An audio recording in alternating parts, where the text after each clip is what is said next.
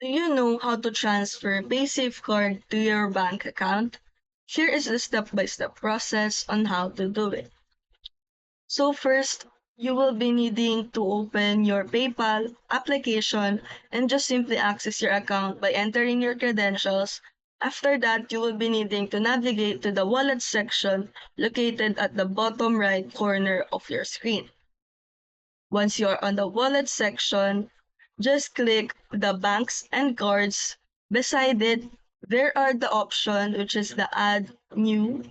You just have to click on it, and under the add to wallet section, there are two options which is the banks and debit and credit cards. In this case, we are going to click the banks, and once you click on it, PayPal will ask for a few details, which is the bank name, bank code, as well as the account number. Fill out the text field, and after filling out, you just have to click the link your bank button below.